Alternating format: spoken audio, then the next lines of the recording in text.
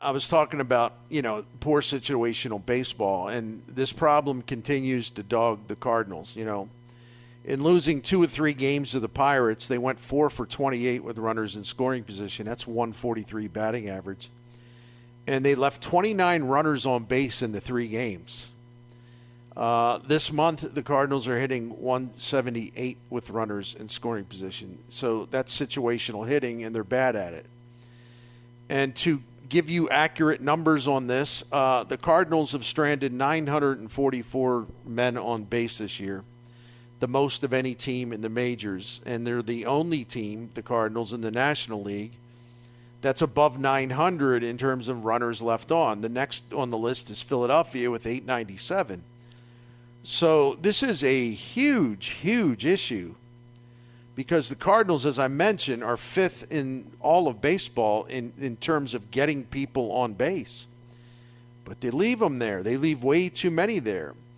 But it isn't just about getting hits with runners in scoring position, and it's not just about doing it with the bases loaded. And there's other things that go into this. And this is going to be quick.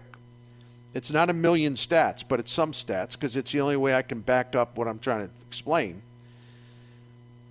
For example, again, I just gave you the really bad trend with them with runners in scoring position. Really been doing a poor job of that. That's huge. But part of that is this. The Cardinals have grounded into 100 double plays this season. That's the 5th most in the majors. Right? They kill themselves. Yep. Number 2, they have only, this is what I mean about situational baseball. They have only 26 sacrifice flies this season, which is next to last in the National League and 25th overall. So when people talk about small ball, a lot of times they'll talk about bunts. And if that's your thing that you believe personifies small ball, I mean, if you like bunts, you can. I don't care. I don't like them, especially if you already got a runner on second.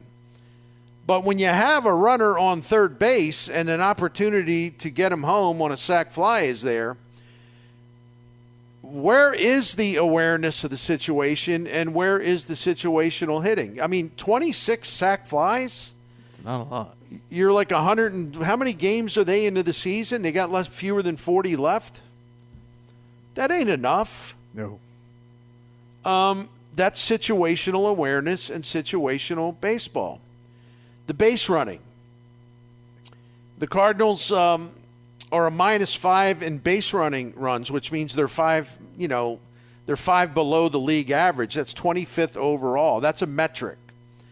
But all it's saying is they ain't very good at running the bases. They don't gain a lot of bases by running the bases. Last year, the year before that, they were among the best in the majors at this. Now they stand around. They're not aggressive. They're not even ambitious. The Cardinals are, to illustrate the point further, the Cardinals have a below average performance this year when they go below league average. When they go, in terms of the times they go from first to third on a single, they're below the major league average.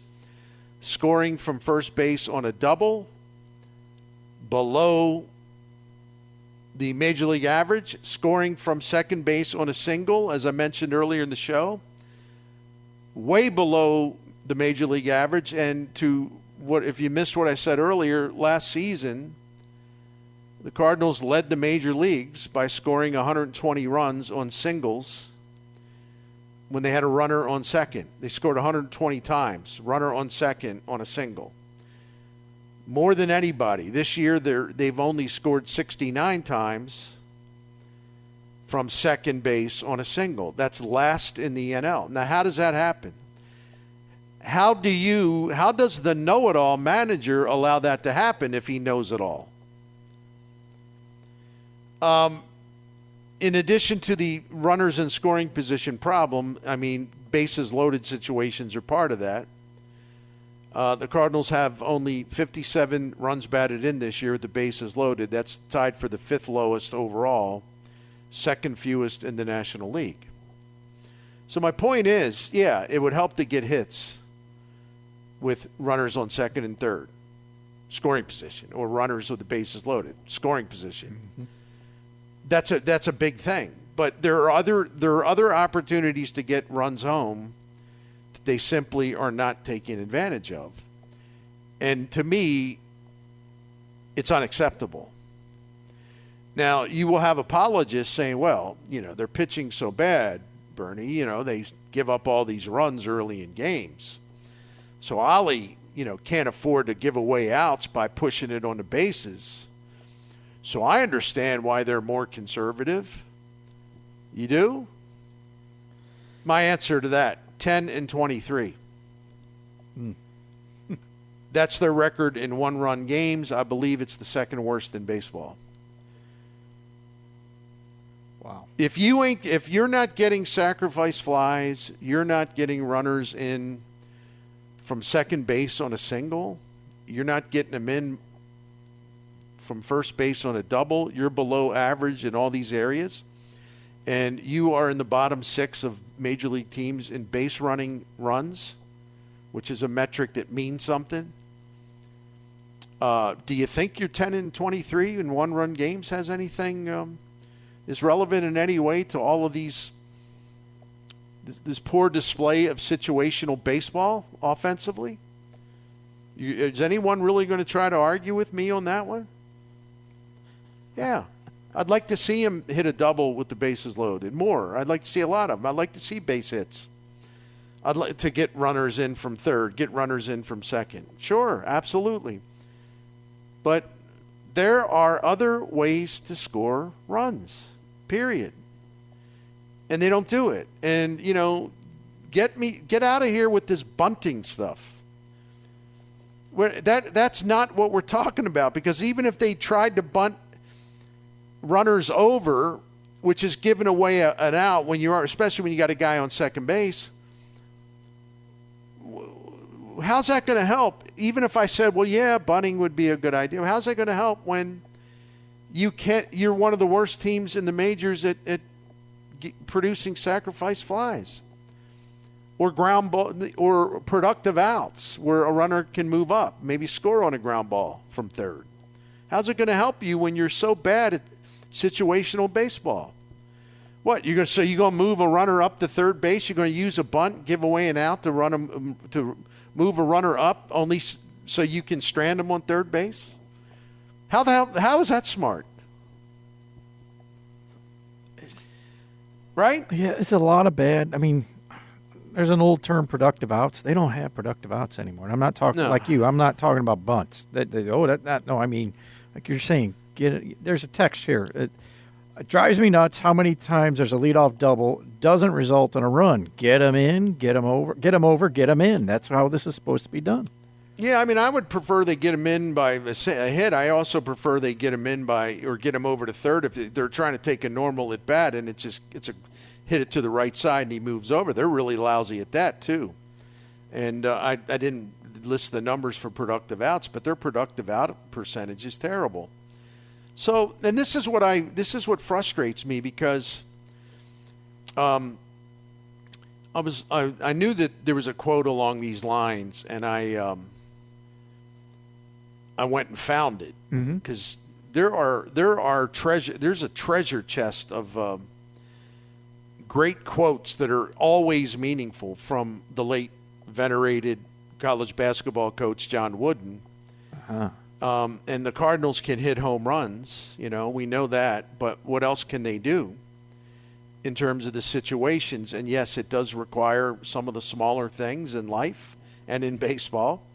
But John Wooden said this, quote, "There are no big things, only a logical accumulation of little things done at a very high standard of performance." Would someone be so kind to take that quote and blow it up and put it on the clubhouse wall in the manager's office down at Busch Stadium? Is that possible? Because the coach is absolutely right, and the Cardinals do some, quote, big things. last time I checked, which was pretty recently, they were 6th in the majors in terms of home runs per game. But if you accumulate, and these are logical things, you got a runner on third. Okay, boys, just get a fly ball. You don't have to be the hero here. Just get him in. Or, hey, you got to be on your toes. You got to score. We got to try to score more often from second base on a single. We got to have more productive outs. These are little things that add up, and that's what John Wooden was saying. Logical accumulation of little things that are done at a very high standard of performance. And that's how you can get some runs in, more runs in when you ain't hitting it out of the yard. And it just bugs me that something this elementary, this simple, this concept that is practical, smart, intelligent, but also you're not trying to split the atom. It's really simple. Why don't they do this stuff? And why is this allowed? And why would they even want to stay with this? The Cardinals do, again, they bash homers. I like it when it happens, but sometimes you can't bash homers. Why not get some people in from second and third base? So if you look at the collapse of the defense, which is a harangue of mine a lot, not today so much, if you look at the collapse of the defense and the base running and the poor situational awareness, these things that should all be better. But the Cardinals let it all slip. They've gotten sloppy. They don't have any leadership to remind everyone of how you need to play. They've lowered their standards. There's no accountability. The neglect is glaring. The laziness is appalling. And I tell you what, since I'm getting warmed up here, I'll say this, and I don't know why anybody would disagree with this. When you're seeing this all-around collapse of fundamentals, situational awareness, defense, base running, all these things, this is an insult to the late George Kissel. It's an insult to the late Dave Ricketts, and it's an insult to the very much alive Jose Oquendo. There was a time when we could have counted on Bill DeWitt Jr. to do something about it. Apparently, those days are gone. And what a shame it is to sort of throw away something that you have stood for and taken pride in for so long. To where, yeah, you will fire a manager who's had a pretty good overall record, Mike Matheny at the time, because the sloppy baseball, as Bill DeWitt said at the time, unacceptable. We're not going to abide by this. We have to do better. Where is that Bill DeWitt Jr.? I mean, this wasn't all that long ago. It was July 14th, 2018. Where is he? Is he spending his time worrying about the TV stuff with those hustlers at Sinclair? Yeah. Is he worried about the receipts at Ballpark Village?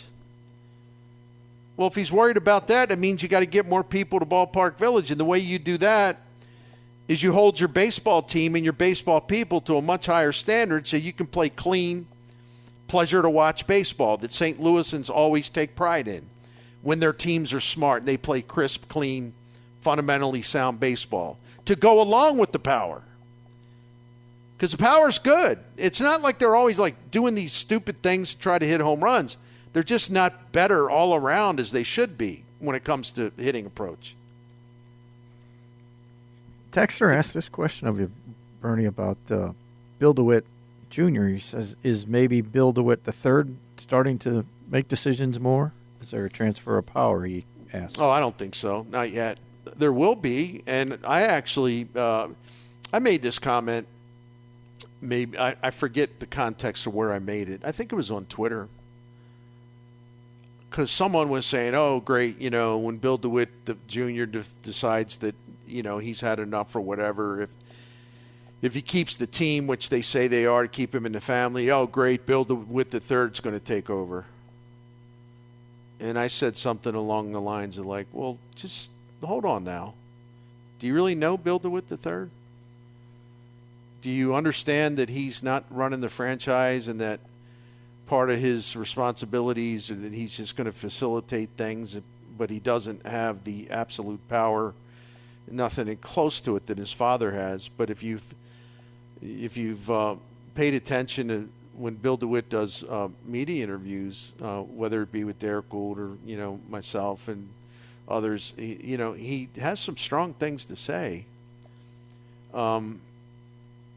and strikes me as someone who is much more aggressive and not quite as tolerant with this kind of stuff I'm talking about, stuff that should never have happened and stuff that should never be allowed to continue to happen. I'm not going to make what I think would be a mistake, a premature mistake anyway, of counting or dismissing the idea that Bill DeWitt III could be a better, more aggressive, more ambitious owner. I could be wrong, but I'm just saying, I think it's really, what's the point of prematurely dismissing that possibility? I think there's something there, but I could be wrong. I know Bill III he's real cognizant of the history of the franchise, too. He is. So I think that needs to be accounted for. I like this text, Bertie. He's cognizant of there's soft spots in terms of fan support and revenue as well. Mm-hmm. And he also knows there's a correlation between that and some of the garbage we're seeing on the field. Garbage that was allowed to pile up because the manager apparently decided he did, in fact, reinvent the game of baseball. So everything's great. He don't have to push people this year. They got the greatest coaching staff that's ever been assembled in a major league dugout. And they work hard. And they wonder why, what about all these empty seats? Oh, at Ballpark Villa, people aren't spending. You think? So what? That means you're surprised by this, which means you've taken them for granted then. The fans have always seen, I get tired of these guys, oh, poor babies, you have one bad year every 20 years, poor baby. That's really not the point. The fans have done their part. Bill DeWitt Jr. has talked about this a lot, where he basically says, and I'm going to try to paraphrase, basically says, the fans do their part because we have great home attendance and they come through every single year. They do their part. They are responsible for giving us what we need to continue to put a good team on the field, a competitive team on the field, blah, blah, blah. This has been a good partnership between the fans, who are great fans, and the ownership. But the ownership has in fact started to take this for granted, which is why they have not been ambitious or aggressive about improving their team, which is why they're complacent, which is why hubris has caught up to them, which is why you have seen them be so arrogant as to say, we don't need any starting pitching. We're the Cardinals. We like what we have. We'll be laughing at all you people in a few months. You'll see. Yeah, we saw. So this great partnership between the fans and the team has been damaged because the team, the owner, the front office, has taken this sensational, loyal support for granted. They got lazy.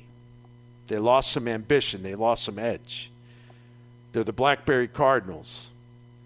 No longer worried about having the best, most innovative system as far as building a baseball team in the majors. Just like Blackberry, as I said, thought, oh, we got this thing. We got this markered corner. There's nobody going to come along and do it better than us. Yeah, and then Apple said, you know what? The hell with Blackberry. How you like this? Blackberry basically went from the top to like the bottom in like 8 minutes once Apple decided to get in the game. But the Cardinals still think it's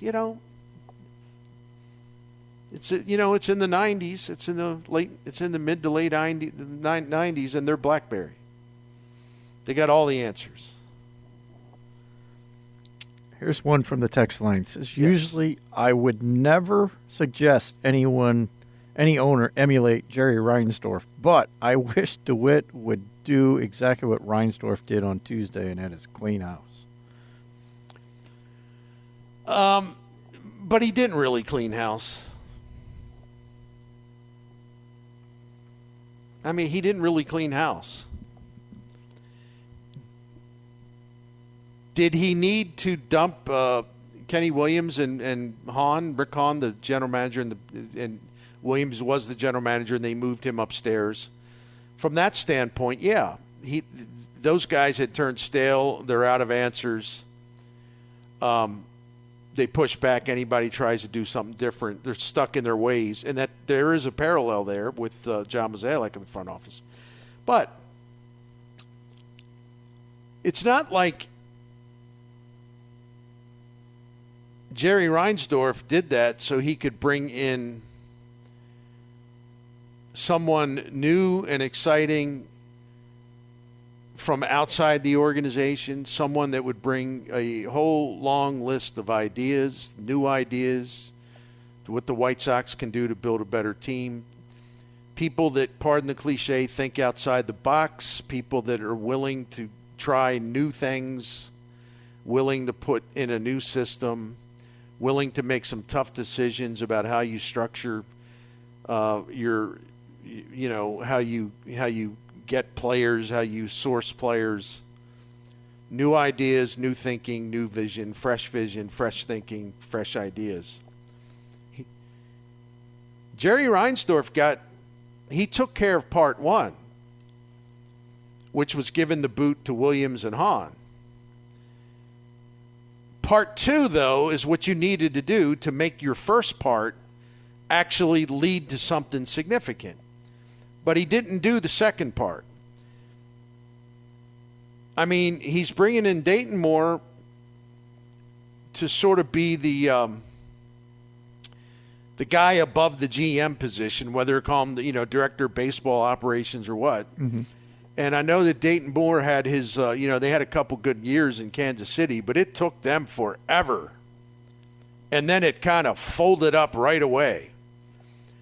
He didn't really maximize the Royals' tear down and we're going to rebuild this way. And he didn't really maximize that. It was very fleeting. It was good while it lasted, but it was fleeting.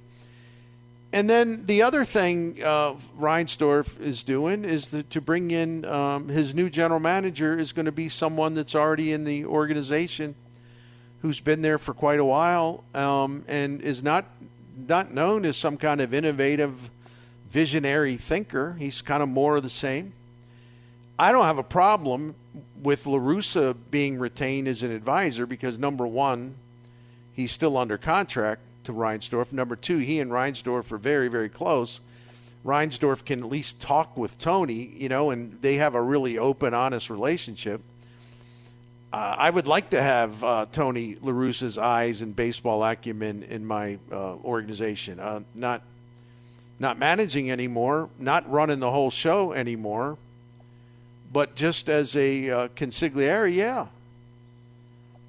So, but the bottom line is Jerry Reinsdorf did the first part that needed to be done. He booted the two guys that were a problem, and they were stale, and they were complacent, and they were arrogant. Sounds familiar. But you can toss the old stuff out, the old stuff that doesn't work and nothing appealing about it. You can toss that out, but unless you replace it with something much, much better, what's the point? Right? Yeah, there's a lot of truth in that. They need all new ideas. I mean, I wonder. I don't. Jerry seems to be a guy who had enough, and seeing Lance Lynn go dominate with the Dodgers, and I know Berger isn't hitting for a lot of power, but he's batting very well since he's gone to Miami.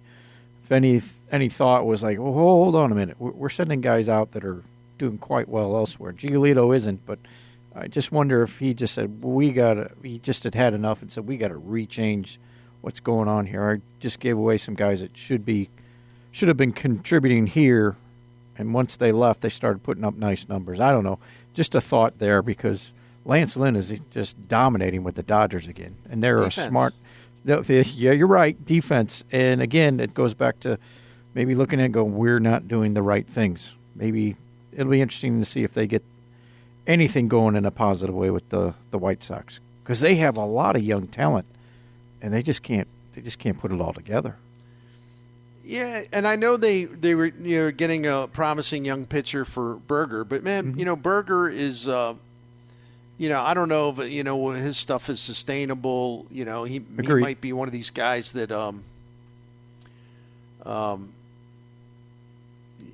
sort of has a limited peak. I don't know what to make of him, although I'm happy for his success. He's done well for the Marlins.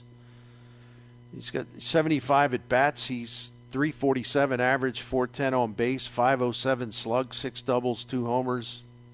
Hadn't struck out as much as I would have anticipated. So, right. Yeah, I maybe that'll work out for them. But the wrong people were making the trade because they just fired the 2 people. But my point is to our text message, and again, I'm not coming down on him or her. That's not my point. But my point is, it's one thing to quote clean house, but the way the way Reinsdorf did it would be the equivalent of Bill DeWitt quote cleaning house, and then replacing Mo with Gersh. Oh, that's what Reinsdorf did. He kicked out his 2 top baseball guys, and he promoted the White Sox version of Gersh. I don't know. Did you really move anything ahead? When you put it that way, it's so scary. And we've talked about this too, and I know I should get to a break here, but then I will. Just a quick review of something we've said a few times. Not today, but it's one thing for Bill DeWitt to say enough's enough, or even if he lets John Mozeliak, oh my goodness, 2 more years of this. But it's only going to matter in a profound way, in a meaningful, significant, substantial way, if DeWitt goes outside the organization and brings in new vision, new ideas, new thinking. If you're just going to promote a guy that's been, doing contracts and helping out Mo, just guys like the second chair, and I don't, how do you get better? What's going to change? Although Gersh is kind of feisty. People don't know that he is, but how feisty? I don't know.